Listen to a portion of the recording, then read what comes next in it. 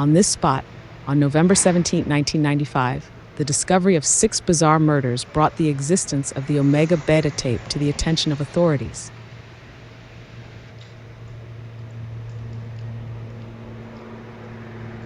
The Omega Beta tape is an ontological oddity whose very existence threatens to destabilize human society and our understanding of the universe.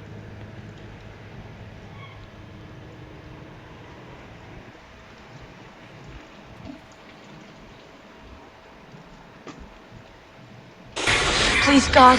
This is God. Bree Jones from the TV magazine show Rock Bottom.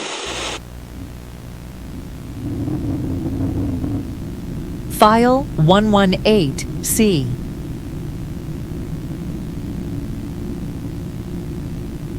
November 17th, 1995. Interview with retired police detective. Name redacted.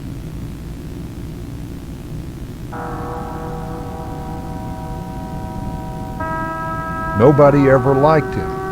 That's where this starts, with a guy nobody liked.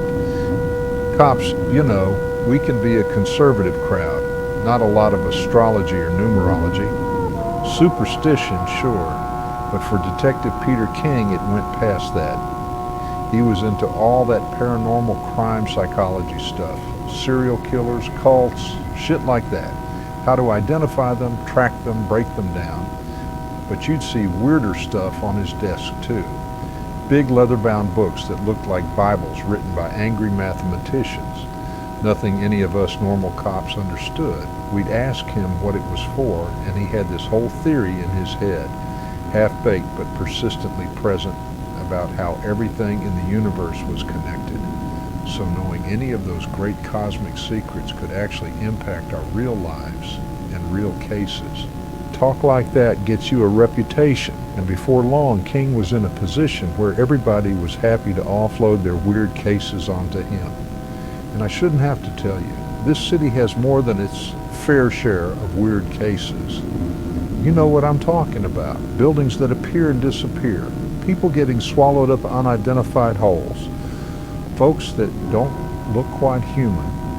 We all walk around acting like this stuff isn't real, like it isn't happening. But it is. We all know it. And King knew it. And maybe he thought he could make a career on it. Or maybe he just thought that shit was interesting. The Omega Beta tape case. That's what you're here for, right? Back in November of '95, my last case, I got partnered up with King for it because it looked like it was in his wheelhouse. 6 dead in a video rental shop, 3 customers, 3 employees. Evidence of a struggle, like maybe a fight broke out or somebody went there to cause harm. The bodies had been turned inside out, like somebody had been looking for something inside of them. That was bad enough, but the way they'd been left was the cherry on top of this twisted mess. They'd been positioned, displayed really, so they seemed to be sitting in a circle holding hands, like children, like they were being forced to pray.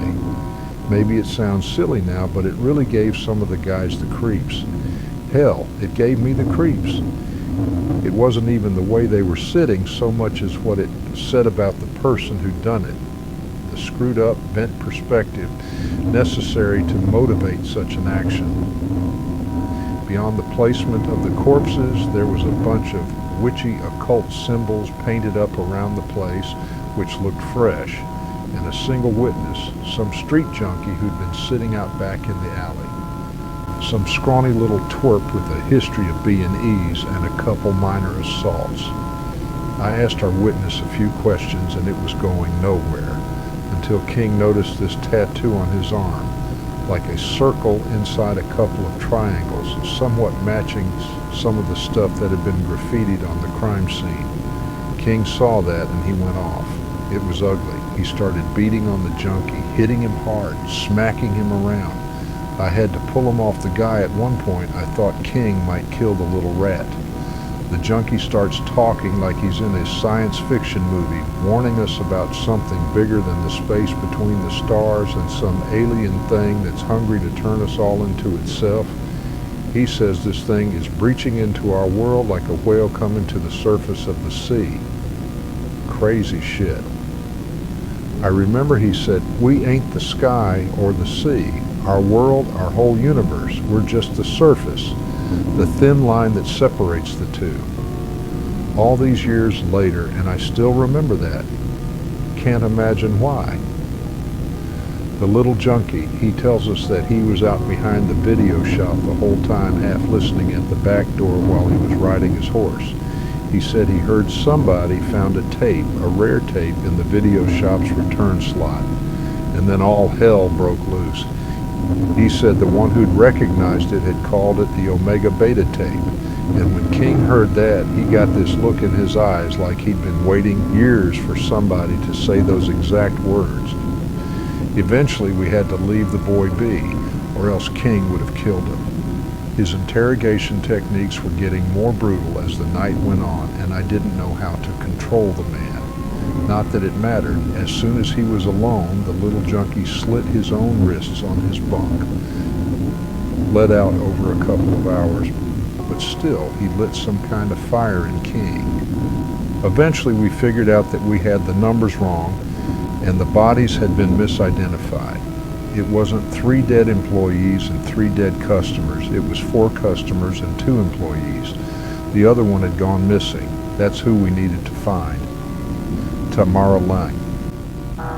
We tracked Lang to her apartment up on the 5th floor of a real shithole on the east side. By the time we were at her door, she was losing her mind. Turns out she just killed her roommate with this big purple crystal, the kind of thing you see in a hippie incense shop. King didn't seem to even care about that. He just wanted to know where the videotape had come from and where it had gone. I said we needed to take her down to the station for processing, but King was dead set on getting his answers right there. I tried to pull a rank on him, and he gave me this look like he was ready to take out his gun and shoot me. That shut me up. The girl told us that the tape had shown up in the return slot after her and another of the employees had done this. I guess you'd call it a magical ritual. A summoning spell? Writing symbols in their own blood, doing a chant, the witchy occult stuff painted up around the video store. That had been them trying to control the thing or worship it, whatever it was. I still can't get that part of the timeline straight. Did she kill the others in the video shop to summon the tape?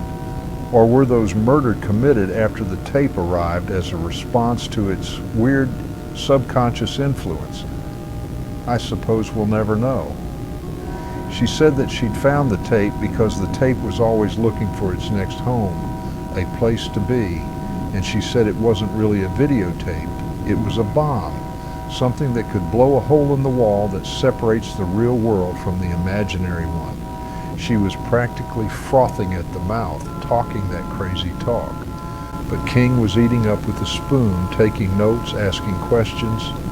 It was harrowing to watch him taking her seriously. Eventually the girl couldn't talk anymore. She was spent, just blubbering to herself, dead-eyed, almost catatonic. King sent me down to the car to get a blanket from the trunk, but while I was out of the room, the girl threw herself out of the apartment window. Came down on the sidewalk just a few feet from where I was standing. Broke her neck on impact. Had this sad look on her face. That's the shit that stays with you. That was the case that changed everything for King. Off that case, he was able to convince the police commissioner that it was worth the time and money to go all in on the creation of a paranormal threat assessment squad. That became Unit 313. Now, of course, Unit 313 had been around for years already, since back in the 1970s, I believe, but this changed everything.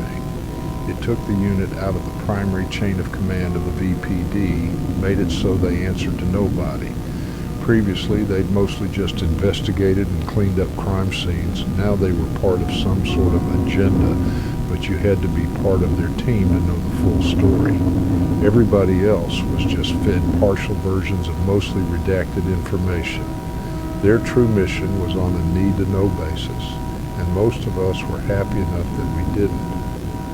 They've even got their own badges, like a sheriff's star, but with a big eyeball in the center. And King stopped being Detective King and took on the code name Agent 6. That was my last case. I know what everybody thinks. That I quit the day after that girl hit the pavement right next to me, looking in my eyes as she went. And that's okay. They can think that. They don't need to know the truth. It wasn't one dead girl that made me quit being a cop.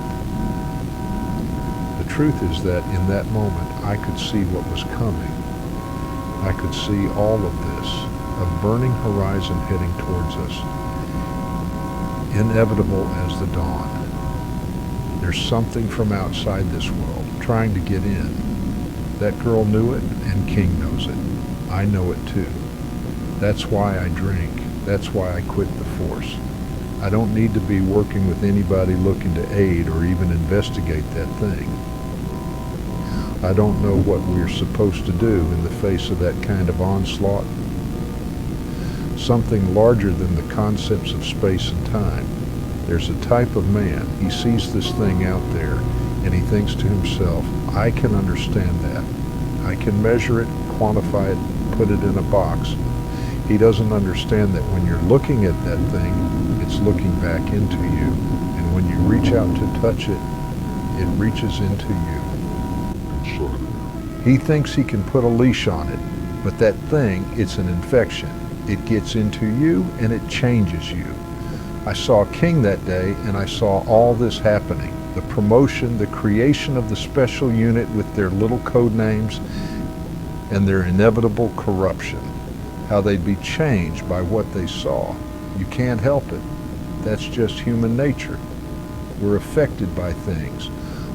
On a long enough timeline, eventually Unit 313 would become their own worst enemy.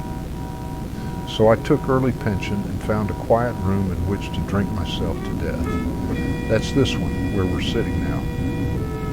So far as I know, King never did find that videotape. But I bet he never stopped looking.